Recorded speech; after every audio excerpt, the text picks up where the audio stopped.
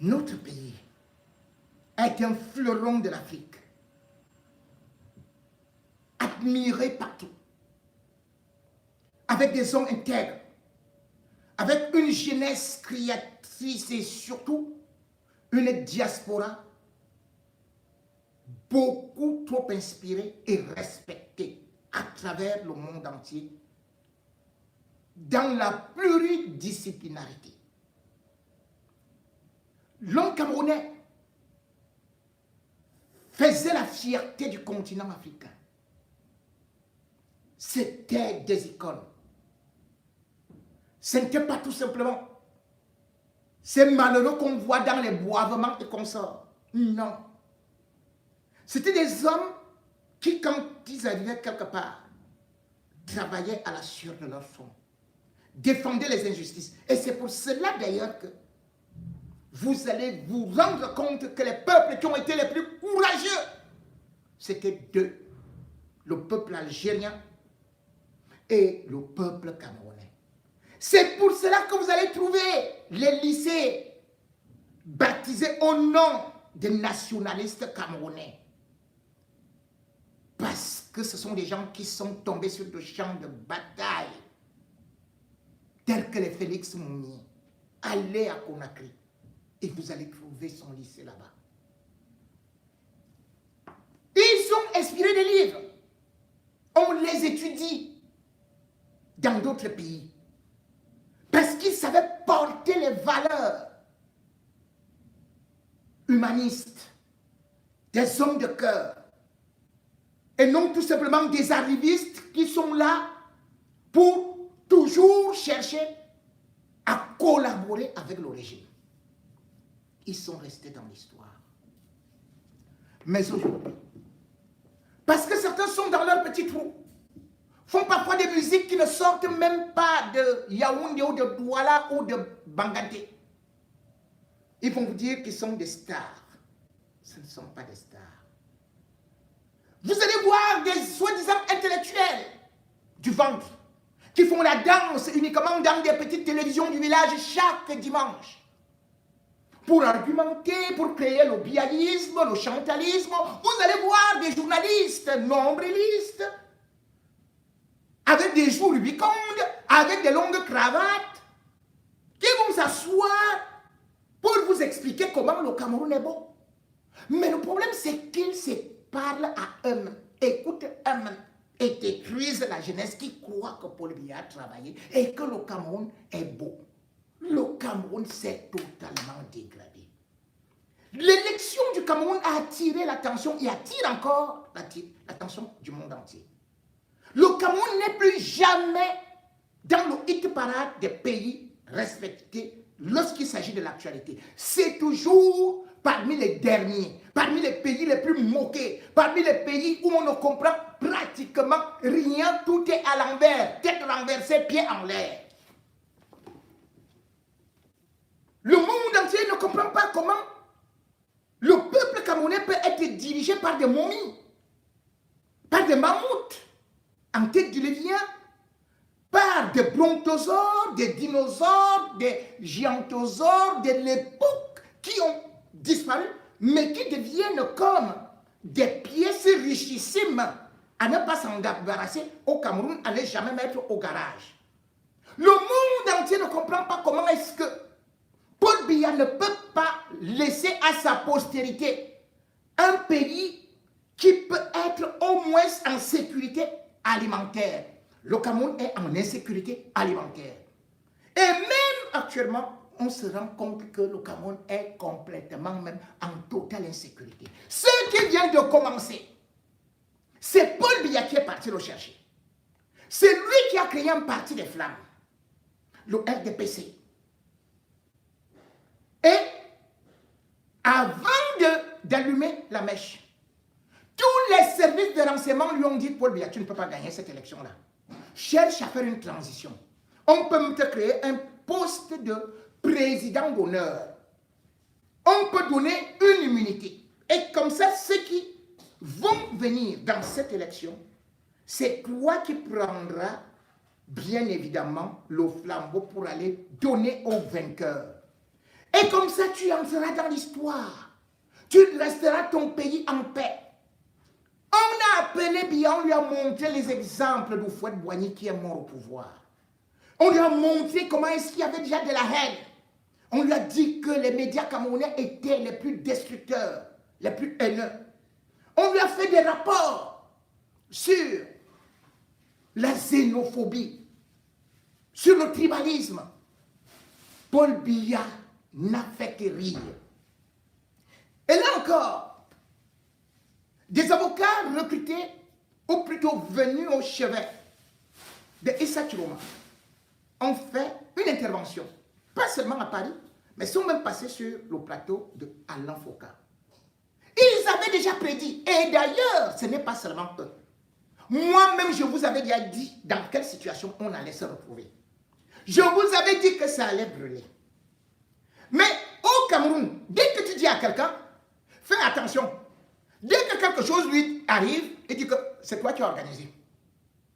J'ai d'ailleurs déjà entendu ça concernant Martinez Zoro. C'est-à-dire, je suis venu ici pour dire, les Martinez, méfie-toi, les gens là veulent te tuer. Et ils vont te tuer.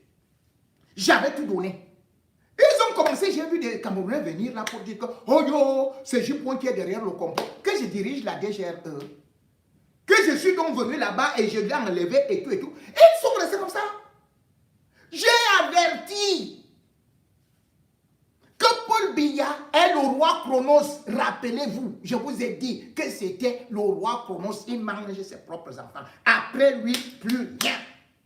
Et je vous ai dit que la flamme, c'est par rapport à ces symboles qui représentent le satanisme, les accords qu'il avait signés avec le diable, et particulièrement Mobutu Sese Seko, qui l'a transporté, qui l'a amené dans le Primakuria en Inde.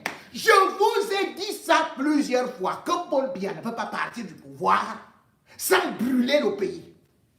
Vous êtes venu me dire que c'est moi qui veux brûler le pays. Vous m'avez vu alors là-bas. J'ai allumé le feu. Vous n'avez même pas pu constater que dès que Paul Biya est arrivé au pouvoir, et il y a eu des catastrophes, toujours d'une façon incroyable, telle que les animaux, les hommes, ceux-ci sont morts. Et il y a eu la catastrophe de sang. Ceci, cela, tu vois comment les sangs se brûlent et tout ça. Est-ce que j'étais là-bas? Toutes les catastrophes que Paul Biya, depuis qu'il est au pouvoir, on n'a pas connu de bonheur. Ce ne sont que les flammes de l'enfer. Le RDPC représente les flammes de l'enfer. Le diable a remis le pouvoir à Paul Biya. Et Paul Biya a choisi l'enfer. Et comme tel, il doit servir la nourriture du diable bien évidemment, qui s'abreuve du sang humain, du sang des Camerounais, qui aiment des rats, qui aiment des pays qui sont mis à sang et à feu. Les avocats, sur un plateau, avant la proclamation, vous aussi vous allez dire qu'ils voulaient allumer le feu. Ils ne sont pourtant pas des Camerounais. Ils avaient déjà prédit, ils avaient déjà appelé que ce qui risque d'arriver au Cameroun, ce qui va arriver au Cameroun sera très grave. Vous étiez en train de danser. Dansez donc maintenant. Et comme je vous ai dit, ça finira par le couvre-feu. Et comme je vous ai dit, vous savez ce qui s'est passé en 2008. Paul Biya avait créé le commandement opérationnel. Jusqu'à présent, il y a des familles qui n'ont pas retrouvé leurs enfants. Regardez le nombre d'innocents qui peuvent être tués actuellement. Même ceux qui n'ont pas marché. Vous dites que vous ne marchez pas, mais vous allez subir les marches.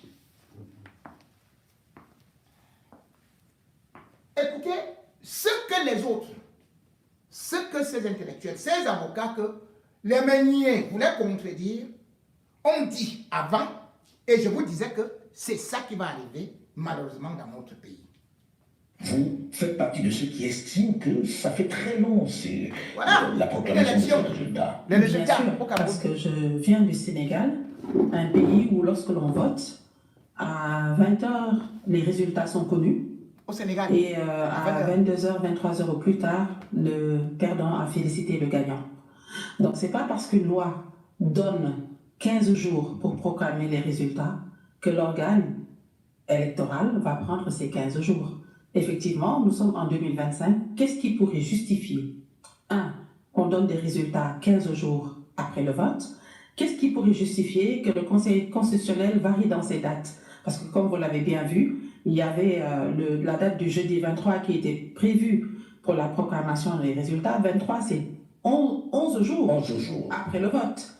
Il y a une date de renvoi le 27. Espérons même que le 27, nous aurons des résultats. Mais en tout cas, il est clair que je ne sais pas aujourd'hui dans le monde où est-ce qu'on prend 15 jours pour proclamer des résultats. S'il y a un débat, ce n'est pas parce qu'il y a un article qui dit qu'il faut 15 jours au maximum, parce que c'est ça en fait, pour proclamer les résultats, qu'on va aller au maximum. Aujourd'hui, à travers le monde, c'est le même jour que tout le monde sait qui est le gagnant et qui est le perdant. Surtout dans le climat qui prévaut en ce moment, peut-être que ça aurait été une bonne chose de proclamer un peu plus tôt, de proclamer dans les délais, parce que ça s'agit, Marie-Roger Biloa, sur cette fameuse loi qui donne le droit à 15 jours. Une loi absurde est abrogée. Cette loi est absurde. Il n'y a aucun pays au monde où on est capable de dire « nous allons proclamer les résultats 15 jours après ». Et dans le même pays, l'audit du fichier électoral est discutable. L'accès aux médias est discutable. Les moyens mis à disposition le sont tout autant. Ce sont là les éléments. Pour l'instant, c'est ça la loi. Bien entendu, mais enfin, une loi est souvent faite par ceux qui sont en majorité, souvent parce qu'elle les arrange. Et donc, nous sommes dans une loi d'intérêt, une loi qui favorise ceux qui sont au pouvoir. Mais enfin, ceci dit, revenons à la question. Revenons maintenant. Et puis, dernier point, 43 ans, même la Corée du Nord n'est pas arrivée à ça. Et vous pouvez difficilement dire, j'incarne un avenir, à 43 ans, après 43 ans de règne. L'âge n'est pas un crime, ni un délit, mais l'âge est une réalité. À 92 ans, 93 ans, peut-être 1 ou 2 ans de plus, vous allez dire aux Camerounais, donnez-moi 7 ans de plus. Ce que je n'ai pas fait à mon âge quand j'étais jeune, ce que je n'ai pas fait pendant 43 ans, je le fais maintenant. Je reviens maintenant à votre question, pardon évidemment pour cette digression, que vous n'entendiez pas. Le président Chiroma, le président élu, a fait un choix, Marie-Roger vient de le dire, qui est assez original. Je n'ai pas les moyens de l'État, je n'ai pas la possibilité dont l'État dispose pour aller dans tous les départements. Mais mieux, dans tous les bureaux de vote, un représentant. Je n'en suis pas capable. Mais comme il sait lire une carte électorale, comme il sait déchiffrer un fichier électoral, il s'est dit une chose toute simple. Je vais regarder les départements, les bureaux de vote et les endroits où l'expression à elle seule représente environ 80-83 du corps électoral. Et sur cela, je vais me concentrer en sachant que si mon résultat arrive à un niveau très élevé, la sincérité du scrutin ne peut jamais être mise en cause par les 20-17% qui restent. C'est un choix qui a été fait. La question maintenant, c'est est-ce que les PV présentés par le candidat sont authentiques? Est-ce que le suffrage exprimé correspond à la réalité ou pas? Il est tellement transparent qu'il a mis ça sur Internet, sur son site de campagne. Il est tellement transparent qu'il a demandé un audit qu'il soit fait. Et donc, si quelqu'un met ça en cause, et on a le droit de mettre ça en cause, parce qu'après tout, il s'agit d'un candidat, prouvez-lui le contraire. Le problème, c'est que ceux qui ont Elecom entre les mains, les médias entre les mains, le ministère de l'Intérieur entre les mains, eux n'ont pas été capables, 13 jours après, on me dit 15, jusqu'à lundi, de nous présenter le débit du commencement d'un fichier sérieux, le débit du commencement d'un PV sérieux. Et donc c'est très compliqué de convaincre les gens de la sincérité de cette démarche-là. Et donc naturellement, à partir du moment où il a fait donc, le travail qui a été fait, dont tout le monde reconnaît que c'est une organisation quasi millimétrée. Et cette organisation-là lui a permis à la fois de comprendre l'ampleur de sa victoire et l'ampleur du résultat qu'il a obtenu. Et pardon, si quelqu'un doute aujourd'hui qu'après 43 ans, et à l'âge où il est arrêté, je vais répondre par, encore une fois, une deuxième digression. Dior, Diane et moi, nous sommes des Ouest-Africains. Et ce que Marie-Roger, originaire de Mauritanie. Voilà. Ce que dit Marie-Roger Biloa est d'une évidence et d'une clarté totale et absolue. Si vous nous posez la question, nous, les Ouest-Africains, on vous dit le pendant de la Côte d'Ivoire, c'était le Cameroun. Et c'est un pays qu'on prenait au sérieux, qu'on admirait, dans lequel on avait envie de faire des études. Posez la question aujourd'hui à n'importe quel Ouest africain, c'est quoi le Cameroun? Et la réponse va vous décevoir, mais absolument. La deuxième chose, c'est que, et vous avez tellement raison de citer Mila, Eto'o, et pardon, vous êtes assez modeste, vous-même. Coulez-vous, le Cameroun, pour nous, c'est tout ça. C'est une élite de très bon niveau. C'est une classe moyenne d'excellent niveau. C'est une diaspora à l'étranger qui nous fait rêver. Et tout ça est fini. Tout ça est Alain fini. Julie, tout à l'heure, parlait de rire. Et puis moi, je ne peux pas rire. Et je pense que les Camerounais, eux, rient encore moins. Pourquoi? Parce que l'image donnée de leur pays, c'est quoi? C'est un président gravataire. C'est un régime à la soviétique. Non, à la Corée du Nord. C'est une opacité qui est inimaginable. Mais tout cela, pardon, on a envie, nous, comme Africains, que ça se termine. Mais imaginez les Camerounais dans leur globalité. Et puis, il ne faut pas se moquer de l'intelligence des Camerounais. Si nous le comprenons loin, eux le comprennent très bien. Non, le vivent très bien. Ils vivent dans un pays dans lequel il n'y a pas de route, il n'y a pas d'eau, il n'y a pas d'électricité. C'est ça, Il n'y a pas d'horizon, il n'y a pas d'avenir. Et pardon, tout le monde vous dira, c'est un pays riche. C'est effectivement un pays riche avec une population pauvre. Il y a un problème. Mais la question n'est pas celle-là. La question, c'est comment sortir de tout cela. Parce que c'est au fond ça qui nous intéresse.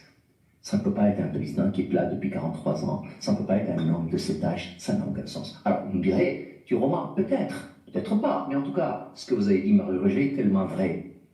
Les Camerounais, eux, se disent, celui qui est en situation de changer la donne, nous allons nous accrocher à lui. Et Turoma a été celui-là. Mais si Turoma faisait partie de cette classe politique. Non, mais bien entendu, mais vous savez, il l'a dit lui-même, il dit, j'étais là pendant 26 ans, ministre, c'est ça? Eh bien, j'y ai mis fin. Il vaut mieux s'arrêter et faire autre chose que de venir plutôt vers une situation qui ne marche pas. Bravo à lui. Et donc lui s'est dit, ma situation était heureuse, très heureuse, mais j'y mets fin et je vais passer à autre chose. Pardon, probablement je vais me faire pardonner mes péchés. Les Camerounais en tout cas le comprennent très bien, si péché il y a d'ailleurs. Mais enfin, Thuron m'a dit, moi je vous offre une alternative nouvelle, une transition au mois de 7 ans, mais de 5 ans. Et puis je vais changer le système institutionnel, le système démocratique. Et puis pardon, la machine économique, je vais la faire démarrer. Les Camerounais, pardon, qui ne rient pas parce qu'ils vivent une situation dramatique, se disent, c'est monsieur qui a l'exercice du pouvoir, qui est finalement un homme qui a la dimension d'un homme d'État et probablement celui qui est capable de nous donner une situation nouvelle. Maintenant, vous me dites, est-ce que vous êtes sûr d'avoir gagné? Posez la question au lac Léman, posez la question à Dakar, posez la question où vous voulez. Est-ce qu'il y a un Camerounais bien constitué qui est heureux de la situation? Rien que cela. Pendant la campagne, maître, on a vu des gens qui défilaient avec les pagnes du président de la République. Ils étaient nombreux, tout à fait. Je ne ferai pas injure, je ne ferai pas injure à votre intelligence pour savoir comment ça se passe souvent dans nos pays. Mais enfin, admettons autre chose. Ouais. Le problème, c'est, voilà l'image que nous donnons. Vous pouvez être content? Parce que vous passez le temps à dire, nous sommes le continent. Nous sommes le continent. C'est ce que vous dites. Mais le monde, ce n'est pas ce que vous pensez. C'est ce que les autres pensent de vous. Là, ils vous placent. C'est-à-dire que quand un Américain vient là, un policier ne peut pas le gifler. Parce qu'on a peur de lui. Vous voyez qu'on n'a plus peur d'un Camerounais. On ne le respecte pas. Même en Guinée équatoriale. Même au Gabon, en Côte d'Ivoire, on ne respecte plus le Camerounais, puis on sait que c'est un féman, que c'est un paresseux, c'est des jouisseurs, qu'ils ont un vieux président, comme on dit là, gravataire. Donc, on n'a plus rien. C'est ce qu'il vous dit. Il ne ment pas. Vous avez accepté le régime de Pinochet. On vous pile et vous faites des déchets, c'est tout. Et au-delà de ça aujourd'hui, vous êtes là comme des piquets. Parce que vous acceptez des individus qui n'ont aucune crédibilité internationale, qu'on ne connaît pas. Mais ce que vous ne savez pas, c'est que les crimes qui sont commis aujourd'hui au Cameroun, que ceux-là se disent qu'ils ne vont pas rester impunis. Que les Atangadji, les Ngongo, les Ngondayolo, qui donnent ces ordres-là avec les Chantal Biya, qu'ils se disent que la communauté internationale est en train de regarder, d'observer et surtout d'archiver, que la société civile ne va pas vous lâcher. Paul Biya finira par tomber, 93 ans, danser comme vous voulez, mais il finira par tomber. D'ailleurs que le Cameroun économiquement sera asphyxié. Voilà un pays qui, en seulement 7 ans, a doublé sa dette de 7 milliards de 7 000 milliards à 14 000 milliards. Quelles sont les institutions qui vont encore vous donner les crédits? Le FMI, la Banque mondiale. Vous allez rembourser ça quand on sait que vous êtes des bandits et que vous êtes des braqueurs des caisses de l'État et que vous avez même volé une élection. Tout ne se joue pas au Cameroun. Tout se joue aussi à l'extérieur, puisque même vos armes viennent de l'extérieur. Et un beau jour, vous entendrez que le Cameroun a été placé sous embargo. C'est-à-dire que vous ne pouvez même plus acheter une seule arme, parce qu'on voit le mauvais usage, les morts, tout ce qui est en train de se passer. Issa Chiroma Bakary a remporté cette élection haut la main. Vu l'ampleur, j'insiste, ça c'est important. Ça c'est Marie-Roger Bilois qui le dit. C'est un ras-de-marée, c'est un tremblement de terre. Et les partenaires internationaux le voient aussi. La détermination totale, et on ne sait pas, là, et si on leur vole une victoire aussi éclatante, ce qui va se passer. Le premier, c'est que le long délai qui est organisé entre le vote des citoyens et la proclamation des résultats ne bénéficie pas seulement à ceux qui veulent orchestrer la fraude. Il nous aide aussi, il nous a en tout cas beaucoup aidé à vous comprenez que Marie-Roger Bilois, grande journaliste, dit que Paul Biya a fraudé. Il apparaît maintenant très qu'on n'a même plus besoin d'utiliser le conditionnel. Et par moments, c'est carrément ce que les Anglais appellent landslide. C'est vraiment des raz-de-marée. On peut être surpris, mais c'est les faits. Et on a, et je peux dire, j'ai passé mon temps déjà à écouter les scrutateurs, il y a beaucoup de choses qui sont revenues, qui ont monté du terrain, les gens qui étaient dans les bureaux de vote, etc. On a le temps de se faire une idée et on a une conviction. Et le problème, c'est que il y a plusieurs scénarios maintenant. Soit le pouvoir en place décide de passer outre en disant bon, c'est vrai qu'ils ont été sonnés, ils ne s'attendaient pas à ça, personne s'y attendait. Moi, je crois que même Chiroma lui-même ne s'y attendait pas.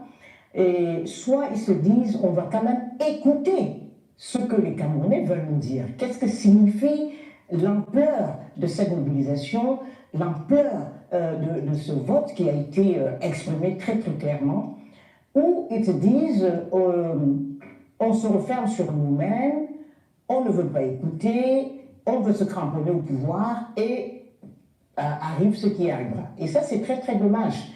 Et on voit, parce que ça aussi que j'observe, c'est on a une longue expérience des élections au Cameroun.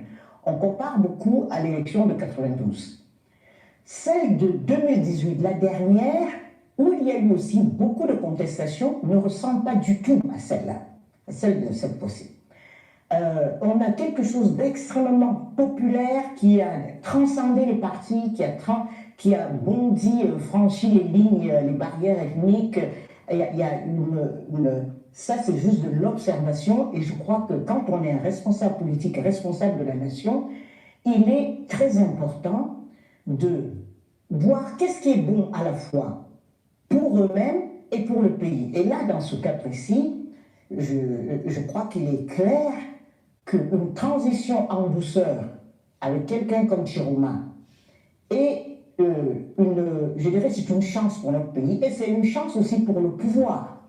Et donc, dans les scénarios possibles, soit, comme je disais, ils décident de l'ignorer, soit ils entendent la raison et ils créent des canaux de communication avec Chiroma pour organiser une transition je veux dire, apaisée. Et ça, c'est l'une des choses qu'on pourrait attendre de responsables qui ont à cœur peut-être l'avenir d'une nation. Vu l'ampleur de la victoire de Chiroma, c'est-à-dire la victoire du peuple, l'expression populaire, c'est de ça qu'il s'agit, et qui a été constatée, et ça m'a frappé, dans les cercles diplomatiques, dans les organisations internationales au Cameroun, dans tous les milieux. Et même la presse internationale commence à avoir le discours. Qui était... En raison d'une dépêche AFP, voilà, qui disait que le président Biya était le super favori, que c'était plié. Et ben, ils ont vu sur le terrain que c'est pas ça qui se passe. Il y a quelque chose d'historique actuellement et que chacun doit reconnaître. Et donc, je me dis que parmi eux, et ça aussi c'est très important, c'est que la base du pouvoir s'est tellement réduite au fil des années. C'est-à-dire que ceux qui sont contents de ce pouvoir, qui en profitent et qui en bénéficient, qui sont prêts à le défendre bec et ongle, ils sont de plus en plus limités, ils sont moins nombreux qu'avant. Et quand on sait par exemple que c'est Issa Chiroma Bakari qui a gagné à l'état-major général, c'est-à-dire de l'armée, les militaires ont voté pour Issa Chiroma Bakari, par exemple. Ça, il y a plein de symboles comme ça. Donc, il y a quelque chose qui s'est passé et qu'il faut accepter. Je dis il faut, et je ne parle pas de morale ou de ça, tout simplement de bon sens et de pragmatisme.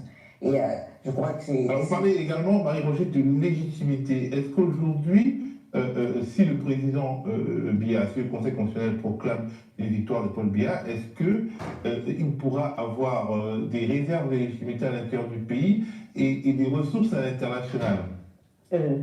Chiroma ou Paul Biya. Absolument, mais c'est la seule chose qui lui reste à faire pour entrer dans l'histoire et sortir par le... S'il ne le fait pas, est-ce qu'il a aujourd'hui les ressources de légitimité à l'intérieur et à l'international, Paul Biya, pour empiler comme une souveraineté? Je crois que cette légitimité, non seulement il a perdu par les faits, c'est-à-dire son état physique déjà, et je crois que déjà depuis 2018, tous ses partenaires internationaux qui avaient plus ou moins accepté un nouveau mandat se disaient que c'était le dernier. Parce qu'à la fin de celui-là, il allait atteindre 92 ans. Et chacun pensait que c'est terminé. Et donc là, vu l'ampleur, j'insiste, ça c'est important, c'est pas juste une petite victoire, c'est un raz-de-marée, c'est un tremblement de terre.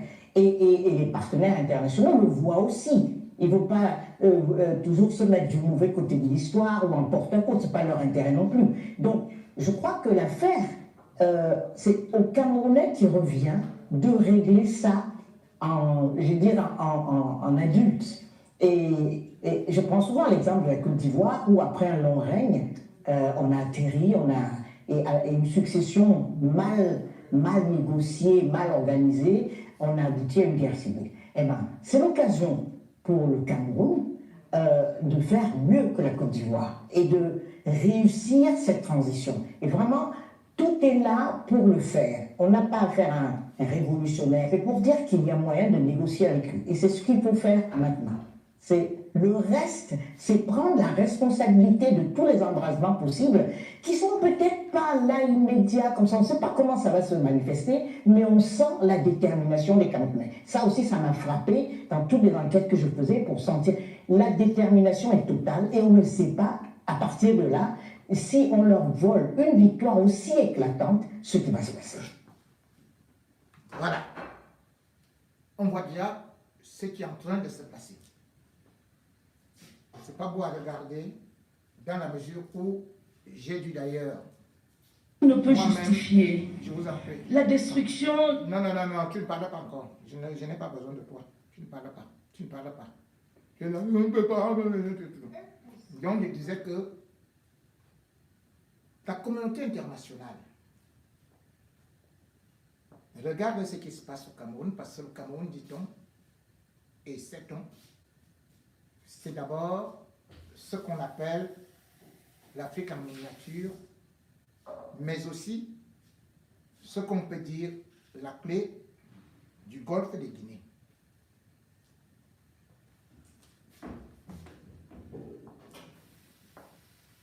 Les grandes puissances sont nos inquiètes. L'analyse de Marie-Roger Bilois est d'une lucidité impeccable. La preuve, Paul Biya a envoyé des billets d'invitation, ou a fait envoyer des billets d'invitation par le truchement de Mbondayolo, et aussi le ministre des Affaires étrangères.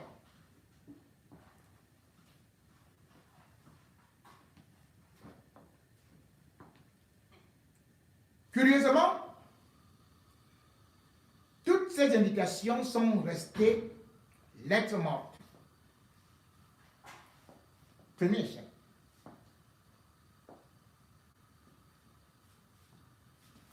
Deuxième échec, c'est ce qui se joue actuellement dans les chancelleries.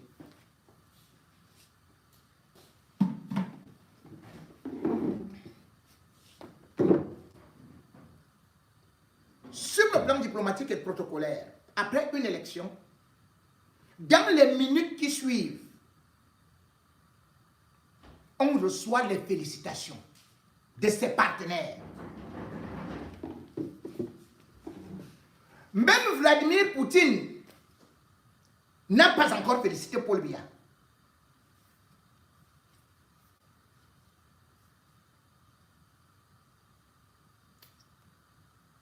Même Obiangema est en train d'attendre.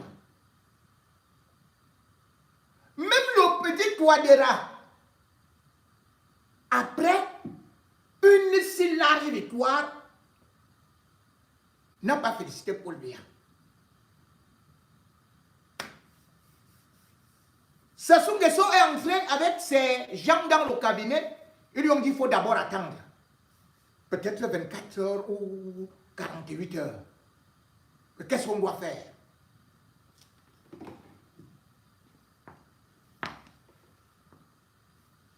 Le seul, pour l'instant en Afrique, qui a félicité Biya,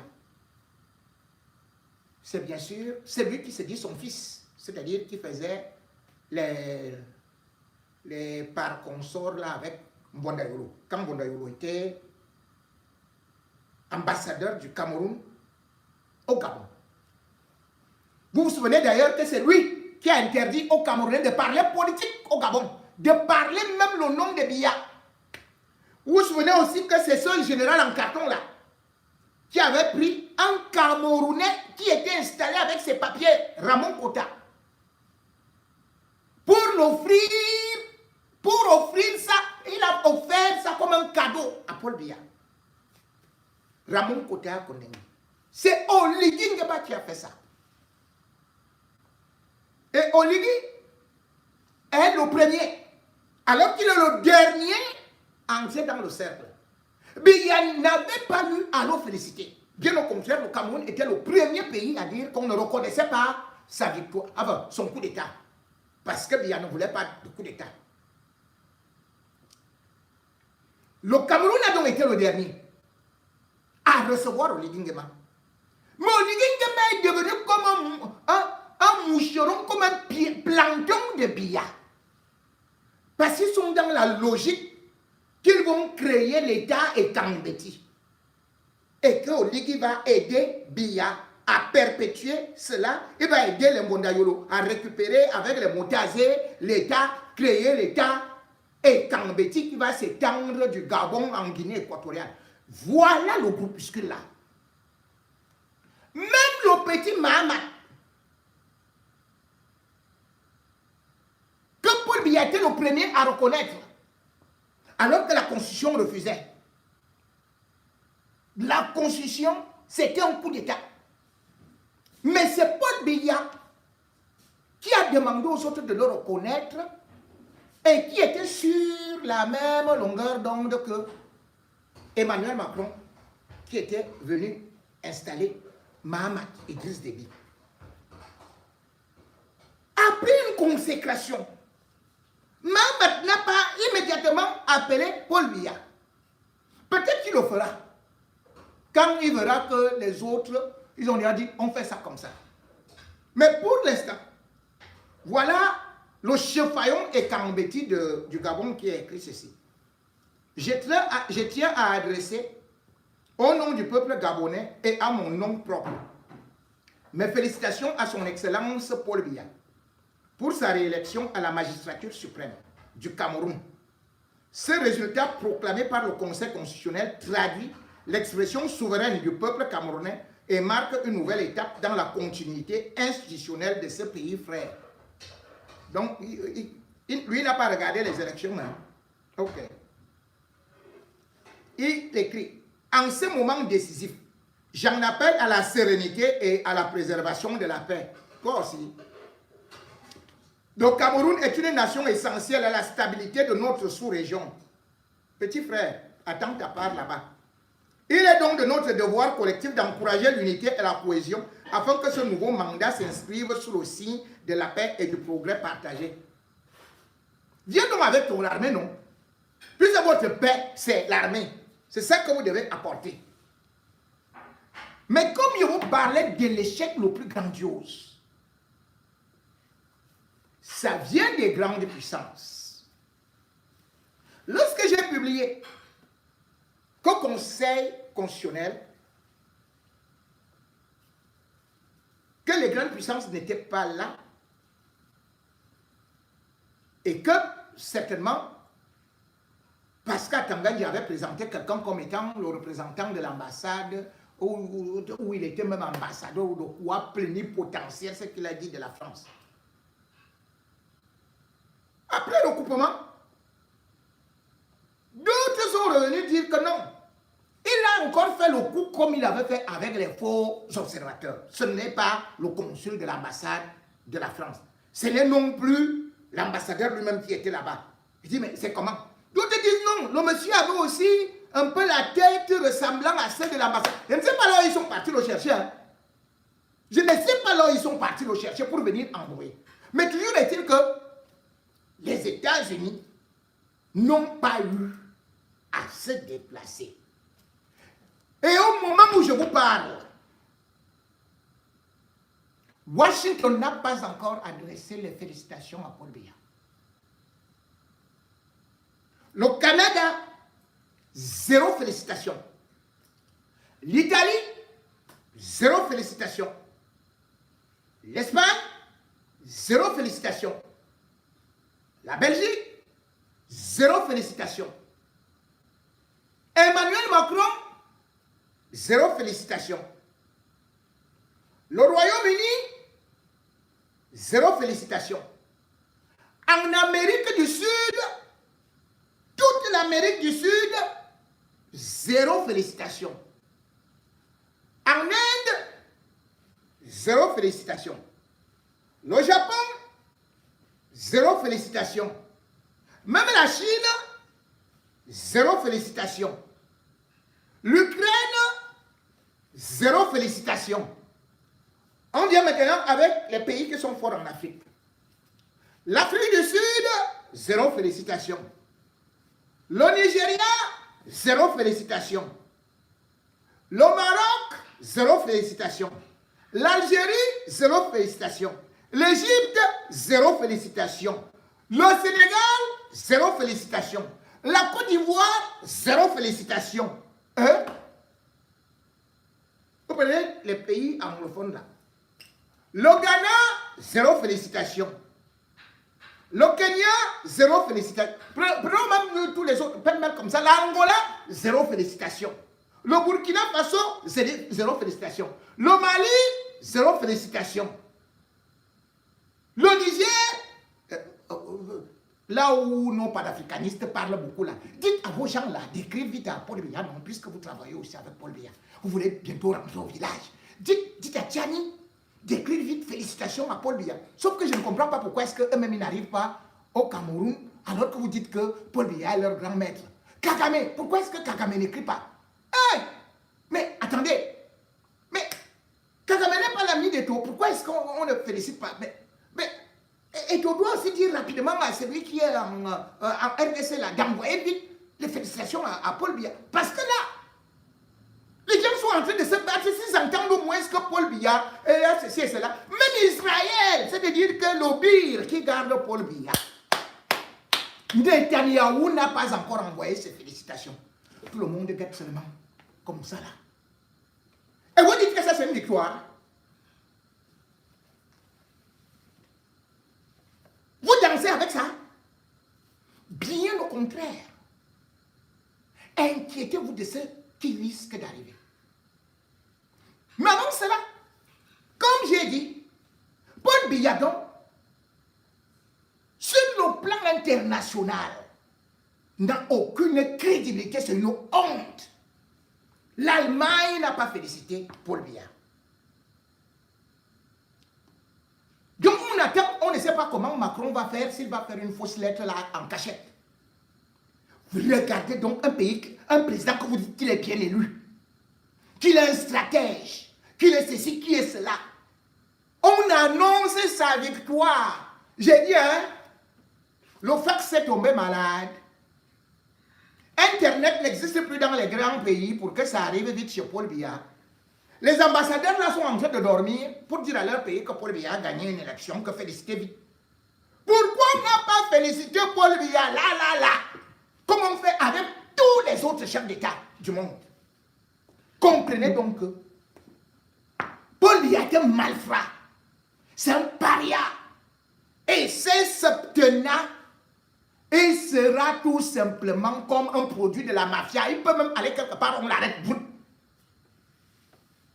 La seule chose que vous allez voir, ceux qui l'ont félicité, ce sont les opposants camerounais. Ce sont les opposants camerounais.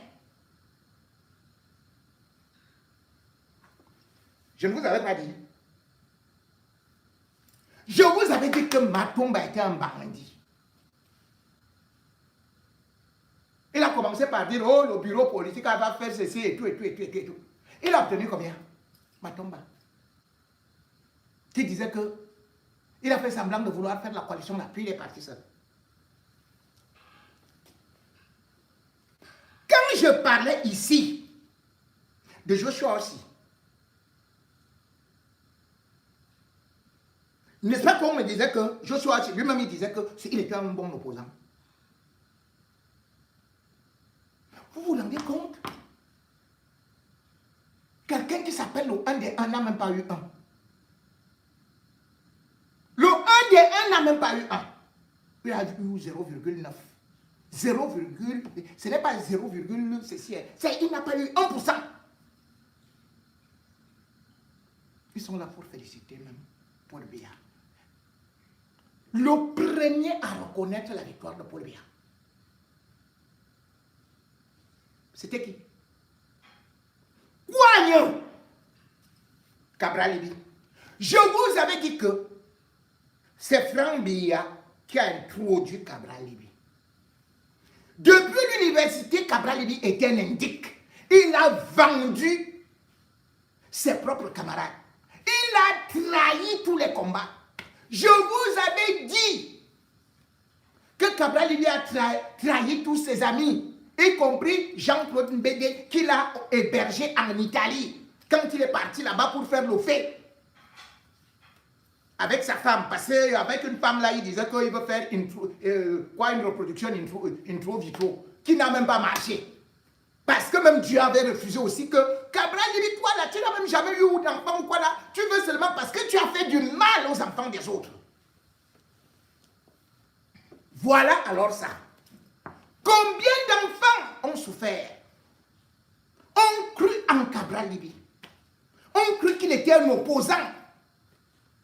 Et Cabral Libye, non seulement est celui-là qui a bloqué les PV pour que notre opposant n'ait pas ça pour combattre Biya. Mais je vous avais dit que lui, il prépare son entrée dans le gouvernement. Est-ce que je ne vous avais pas dit? Est-ce que je ne vous avais pas dit que Cabral Libye sera le premier à reconnaître Paul Biya?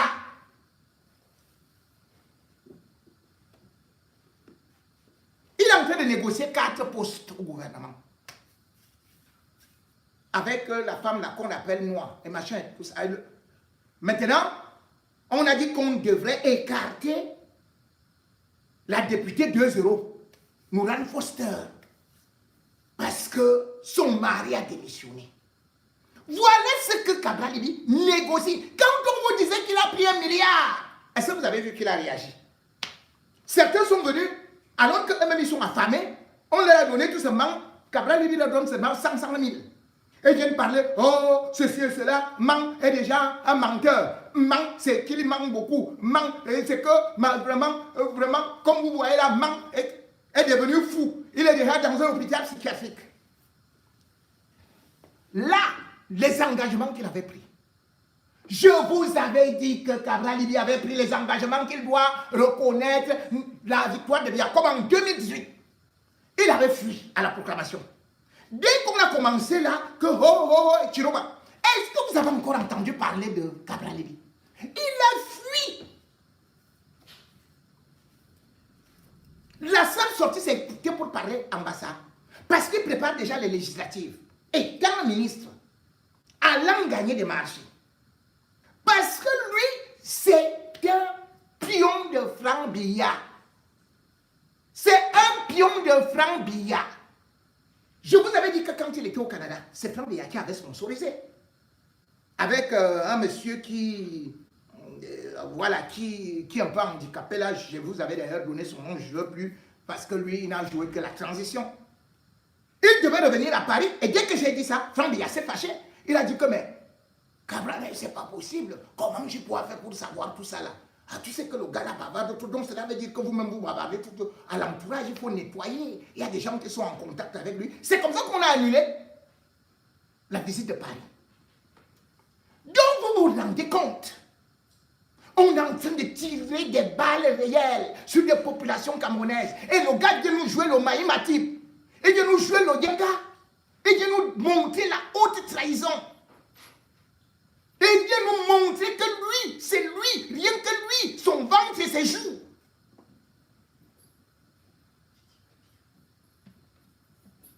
Et c'est la même chose qui s'est passée partout. Regardez ce que ce monsieur, ce bandit, écrit. Avec d'autres. Vous dites que les jeunes, mais regardez, eux tous, c'est des bandits. Je vous avais dit les bêtes digui et tout et tout. Quand moi j'ai lu les digui, mais là, il n'était même pas invité.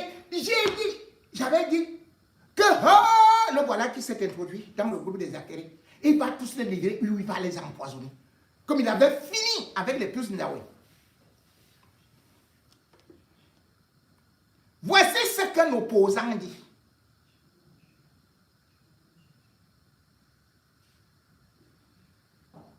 Communiqué. Les élections présidentielles du 12 octobre 2025 prennent fin ce 27 octobre 2025. À travers la proclamation, donc, pour lui c'est bon, à travers la proclamation officielle des résultats par le Conseil constitutionnel, institution habilitée. Voilà quelqu'un qui a refusé d'aller se présenter devant le Conseil constitutionnel. Il dit c'est l'institution habilitée. Ok, continuons. Je prends acte de ces résultats et félicite le candidat proclamé élu. Donc Paul Biya. Ok. Je remercie profondément les milliers de compatriotes, militants et sympathisants qui ont consenti d'énormes sacrifices dans la vague orange qui a fait 3%. 3%. Et qui ont voté pour ma modeste personne, malgré la forte adversité. Je demande aux militants et aux sympathisants de ne pas se décourager et de ne pas se démobiliser, car les élections législatives et municipales qui sont devant nous sont d'une importance capitale pour l'avenir de notre nation. Que Dieu bénisse notre cher pays. Yaoundé, 27 octobre 2025, Cabral Libby, président national, parti camerounais pour la réconciliation nationale, voilà, PCRN. Mesdames et messieurs, vous avez donc compris? Vous dites toujours que nous, on invente des histoires, qu'on déteste tel, qu'on fait ceci et cela. Je vous avais dit que Cabral Cabral Libi est très dangereux. Ce gars-là a vendu des étudiants. Beaucoup sont morts. Ce gars-là a tué des gens. Ce type, c'est l'ami d'Atangani. Atangani vous a dit ça, non? En public. Il a dit que c'est moi qui ai envoyé.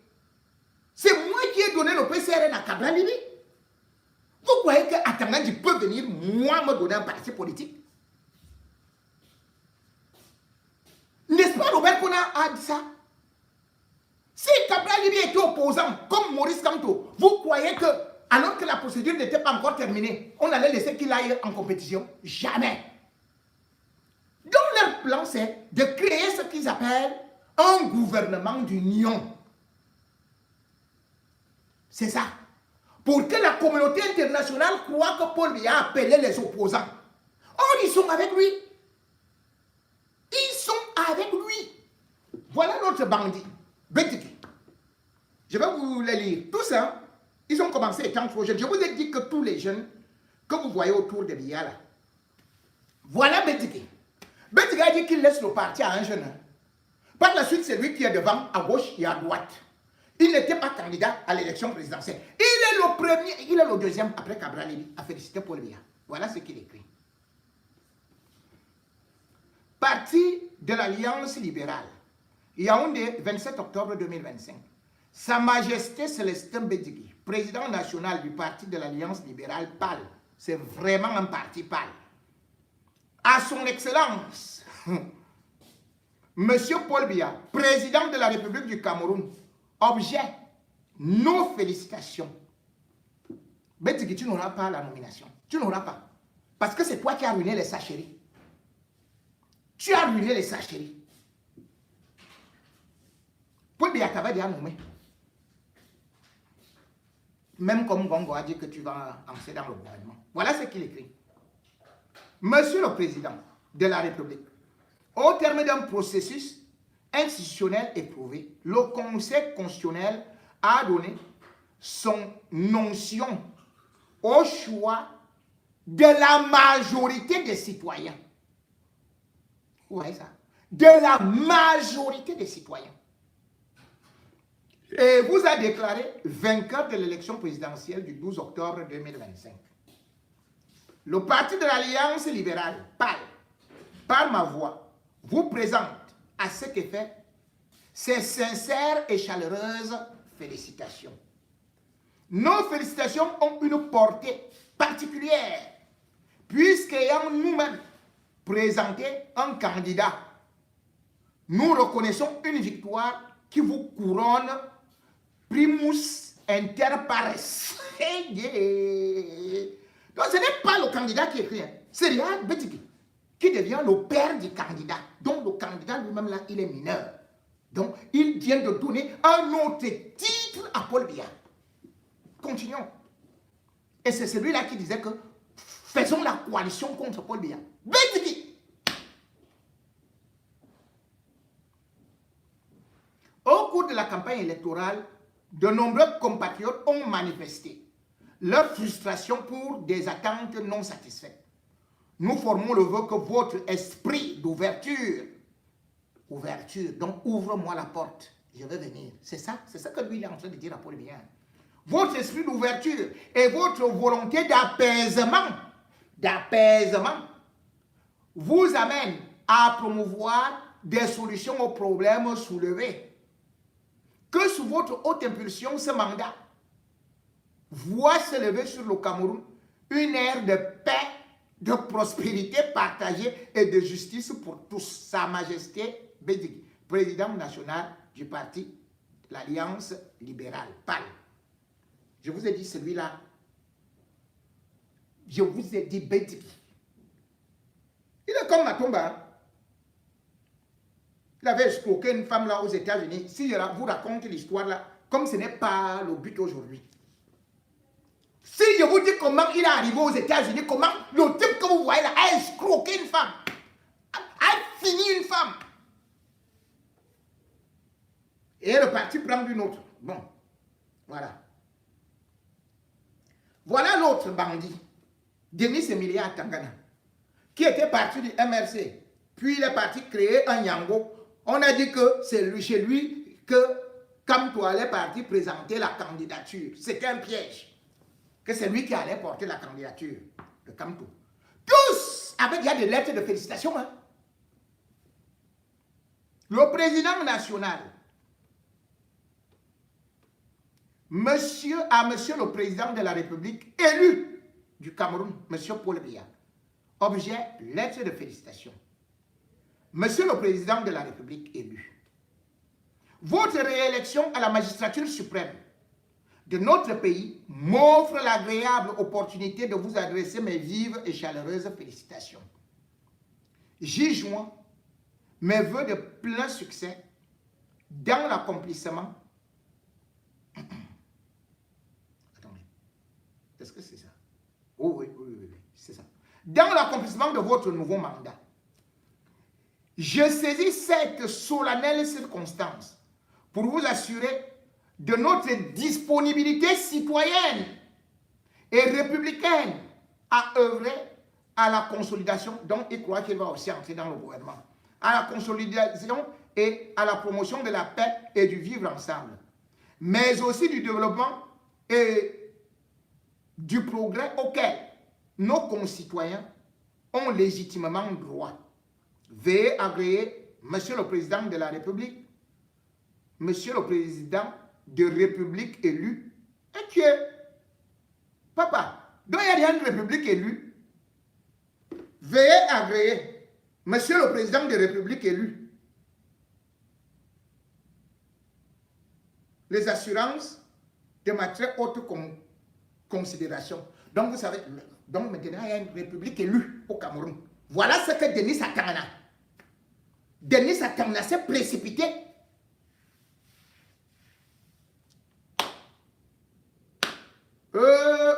Seigneur.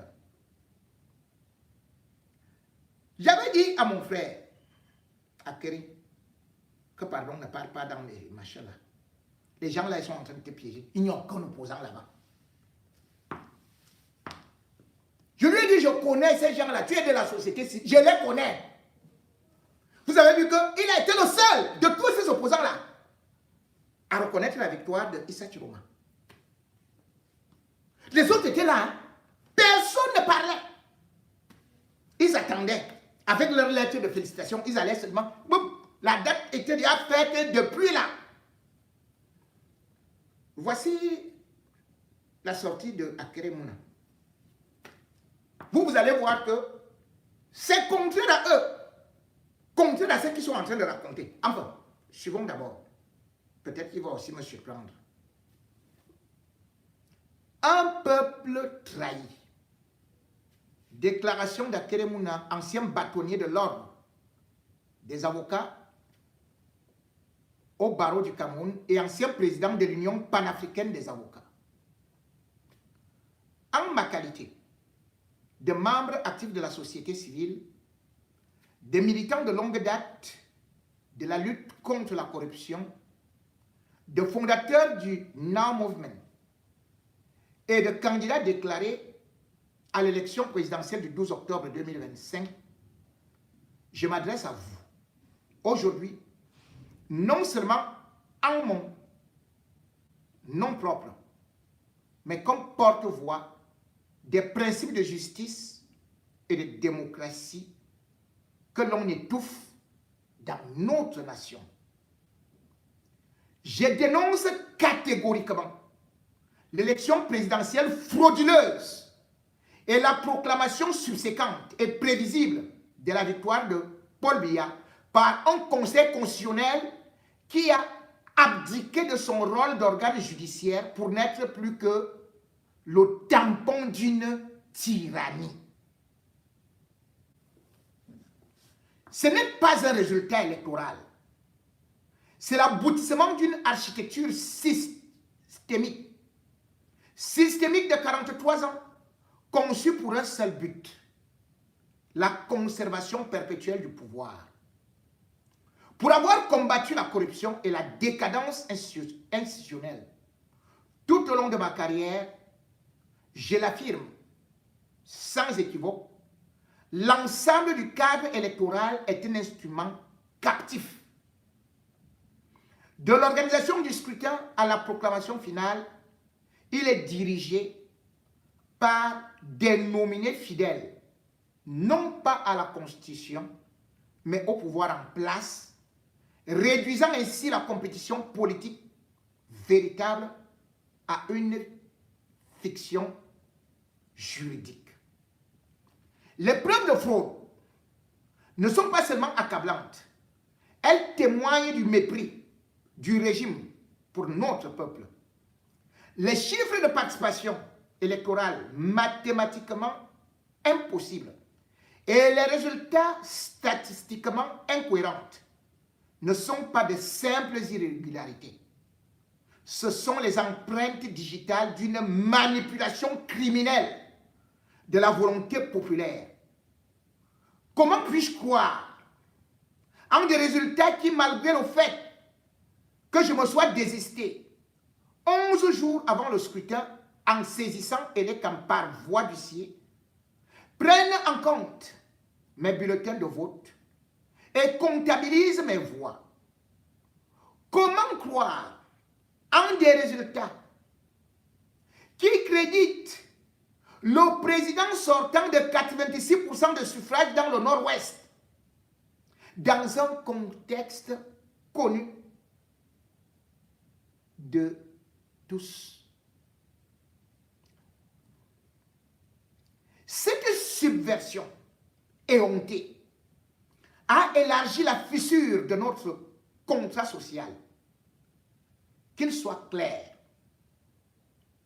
en tant qu'avocat, la légalité tronquée et intéressée du régime ne peut jamais se substituer à la légitimité démocratique conférée par le consentement des gouvernés. Un mandat construit sur la coercition, la confiscation des institutions et la fraude n'est pas seulement illégal. C'est un coup d'État constitutionnel. C'est un coup d'État constitutionnel. Donc Paul Biya vient de réaliser un coup d'État. Et comme tel, il doit être suspendu de l'Union africaine. On doit le chasser de l'ONU. Il ne doit plus jamais voyager. C'est un bandit. Les conséquences sont catastrophiques. La paix est brisée et notre unité nationale est fracturée au-delà de toute mesure. Je pleure avec vous les vies précieuses perdues depuis le dimanche 26 octobre. Des vies anéanties par un régime qui valorise le pouvoir plus que les personnes. L'arrestation en cours des leaders de l'opposition n'est pas un signe de force. C'est l'acte d'un régime paralysé par peur, par la peur et ses propres citoyens. Par la peur de ses propres citoyens. C'est une provocation irresponsable qui risque de plonger notre nation dans une crise irréversible. De ce qui précède, il est impératif que le gouvernement procède à 2 points. 1.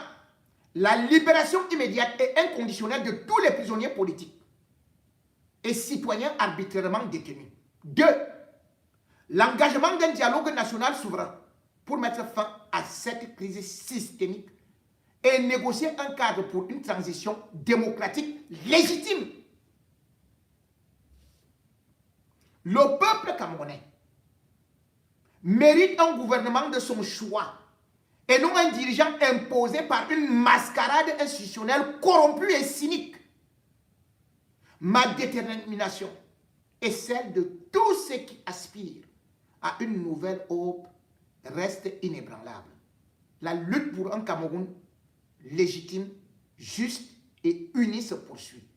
Yaoundé, le 27 octobre 2025, à Kérémouna.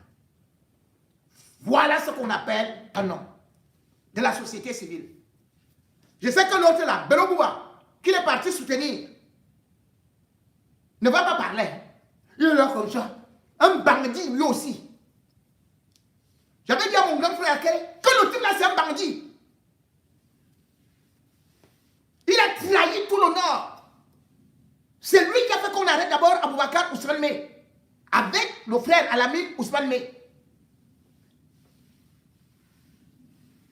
Il a ruiné tous les nordistes qui croyaient à un changement. On l'a envoyé pour créer la division dans le Grand Nord. Il est comme tous ces bandits-là. Et vous vous rendez compte? Ngaya, Flambeau Ngaya, qui a été nommé par Paul Biya, qui était son directeur de campagne, qui voulait corrompre les opposants pour se mettre derrière Bello Bouba et aller féliciter Paul Biya. Ngaya est allé dans ce qu'ils appellent la commission ou quoi là, où ils se réunissaient et tout ça. Ils étaient là-bas avec les responsables, les Cabral, les machins et tout, soi-disant opposants. Vous allez voir Moussa Ndoya qui va intervenir ici, par téléphone, dans une radio, je crois dans Radio Balafon, celle de Cyril Bojiko, qui dénonce ces gens qui en fait faisaient le jeu du régime, ce qu'on a toujours dit. Ce sont ces gars-là qui tuent ce pays. Ils doivent être jugés et être tenus responsables au même titre que Paul Biya. Je dis bien qu'il y a certains ministres de Paul Biya qui sont encore récupérables, qui n'aiment pas cette situation. Ne les voyez pas comme ils se taisent comme ça. D'ailleurs, vous avez vu comment ça s'est mal passé lorsqu'on a dit est-ce qu'il sera candidat ou pas. Il y a au moins 5 ministres de Paul Biya qui sont encore récupérables. Mais là, les opposants là, ils sont pourris. Cabral Libi, c'est la pourriture, c'est le WC. Bello Bouba. Lui alors, non, ça c'est... Je dis bien que lui, je dis qu'il dépasse Lucifer. Ça ne vaut pas la peine. C'est les mêmes individus. Écoutez donc comment est-ce que on vient les trahir, on vient les dénoncer, on vient dire ce qu'ils sont partis faire, alors qu'on croyait qu'ils représentaient l'opposition. Non, ils combattaient plutôt l'opposition. Écoutez. Où un individu vous dit, j'ai pris 30 millions pour falsifier 177 PV. Il est passé aux aveux. L'affaire est tellement grave que la commission de supervision des votes de la département du logo de Chari décide de ne pas tenir compte de ces 177 PV de l'ECAP corrompus. Vous retrouvez à la commission nationale générale, commission nationale de recensement général des votes, où des gens décident d'intégrer ces 177 PV qui ont été corrompus et dont tout le monde est passé aux aveux. Mais quelle est la raison qui avait été apportée pour réintégrer ces PV de Makari, puisque vous étiez présent aux travaux Moussa Ndoya? Mais vous avez des gens comme les Flambeau Ngaya qui vous disent que non, qui peut le plus, peut le moins. Si la commission a rejeté, ils n'avaient pas le droit de les annuler, il faut les intégrer. Ce qui était curieux, c'est des opposants qui soutenaient ça. Et nous y reviendrons un jour. C'était lui qui était désigné par le président de la commission comme chef du secrétariat. C'est lui qui a défendu Mordicus, soutenu en cela par Louis-Marie Capdeux, le représentant du LCF. Et soutenu du bout de lèvres par Ernest Pécloba, chose que le président du parti politique qui représentait le parti politique, donc qui représentait Univers, le parti de Mbondo. Alors que lui-même est président du parti politique. Voilà les trois principales personnes qui ont soutenu cette affaire. Flambeau Ngaya, UNDP, Louis-Marie Capdeux, LCF, Ernest Pécloba, représentant de l'Univers. Il est bien vrai que le type du PCRN, Félix Niek, ou le représentant du PUS, n'ont pas du tout regimbé face à cela. La personne qui, curieusement, a regimbé, c'était Denis Emilia Tangana, qui avait déjà par contre reconnu la victoire de Paul Biya, qui a dit nous sommes en train de faire une erreur fondamentale dans l'interprétation de l'article 69 du Code électoral. Donc, vous retrouvez comme cela avec des choses pareilles. Vous voulez que les gens croient comment? Si les commissions de supervision étaient des lieux de confrontation des PV, ce qui est de plus notable, Marie-Feu, on a un recul drastique par rapport au code électoral, par rapport à la loi électorale d'avant 2012.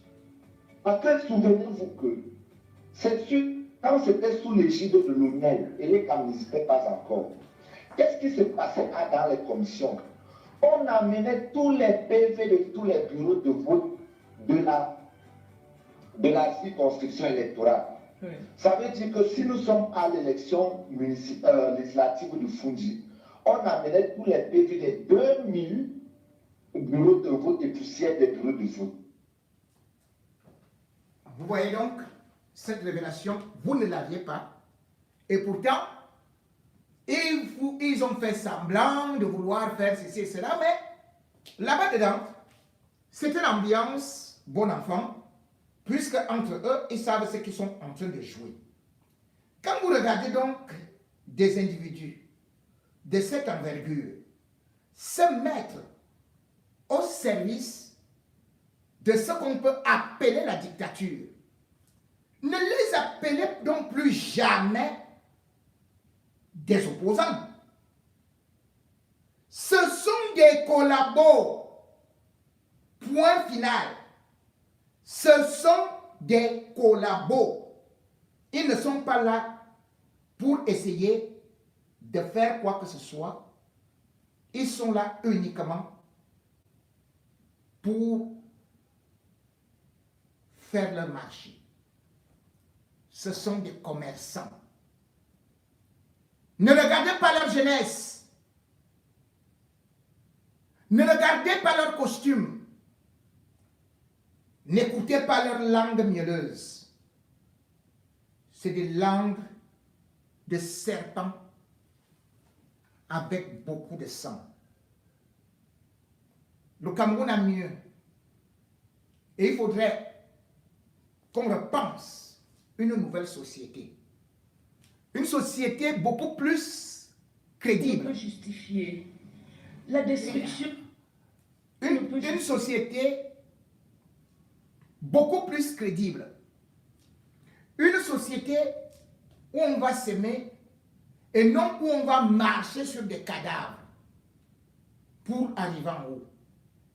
Le régime Biya a toujours régné par la terreur, par des pleurs des Camerounais. Et je vous ai dit, Cabral Libi était à l'université de Yaoundé. Tous ses camarades vous diront que c'était le petit Maï Matip. C'est Maï Matip. Il vous a trahi. Voilà donc ce qu'il récolte aujourd'hui. 3%. Vomissez-le. Il faudrait qu'il y ait un toilettage. Le Cameroun est en train d'aller vers une guerre civile. Il y a un jeune qui disait, il n'y aura pas de guerre civile. Mais non. Ce qu'on est en train de voir, c'est plus que ça. Le pays est en train de brûler. Mais ce sont des jeunes qui sont les premiers à aller à la mangeoire. Même pas de lettres de condoléances aux familles attristées. Donc, vous voyez que Cabral Libi a le cœur de Paul Biya. Vous voyez que Bendigui a collaboré avec Paul Biya depuis. C'est-à-dire que vous n'avez aucune sensibilité. Rien. C'est des hommes au cœur de pierre. Vous ne pouvez pas rester avec ces hommes qui ont des cœurs de pierre. Et d'ailleurs, c'est pour ça que je dis que parfois, on dit ne regardez pas la vie privée. Mais parfois, il faut passer par là. Si vous voyez qu'un homme n'a pas réussi à élever ses enfants, ou même je ne sais même pas s'il en a, vous ne savez pas comment est-ce qu'il fait pour à cet âge-là ne pas avoir de femme officielle. Eux tous là, tous les bandits que vous voyez là, qui disent qu'ils sont des opposants là, c'est la même chose. Aucun ne vit avec une femme dans une maison. Il te prend, il te jette. Les enfants, même chose, ils ne reconnaissent même pas. Et vous croyez que c'est vous qui vont aimer? C'est comme ça Paul Biya. Paul Biya a sacrifié sa première femme. Il a sacrifié ses enfants. Il a sacrifié le peuple camerounais. Il a sacrifié son prédécesseur. Ces gars-là sont prêts à tout pour arriver au pouvoir. Et cette jeunesse-là, il faut les chasser. Il faut les chasser. Il ne faut pas dire que, oh, on veut les jeunes, on veut ceci. Mais non, non. Paul Biya arrive au pouvoir, il était joyeux. Mais il a parlé de Tuni, il avait 29 ans. Les bombes comme ça, ils étaient jeunes. C'est des bandits politiques. C'est des sorciers. C'est des gars qui sont dans les Illuminati, les quoi là. Il faut les barrer. Parce qu'ils viennent. Ils savent que c'est la même chose pour qu'ils puissent progresser. Il faut créer les émeutes. Il faut verser du sang. Et ça, comme c'était écrit dans le livre des Balangoumou, qui les connaît tous, qui les connaissait tous, et dont on n'a même pas vu où il est vivant, où on a jeté le cadavre, où on ne sait pas, qui avait écrit le livre 100%, avec du sang. Il les connaît. Moi, je vous le dis aujourd'hui. Pour vous qui êtes de la nouvelle génération et d'autres qui se souviennent, qui peuvent être soit mes aînés, soit en mon âge, allez vous référer à eux. Ils vous diront exactement ce que je vous dis là. Vous voyez, tous les étudiants avaient fui. Ils sont à l'étranger. Gabriel Liby lui dit qu'il est resté là-bas comment? Pourquoi il n'a jamais été arrêté? Parce que c'est un indique. C'est un indique. C'est tout.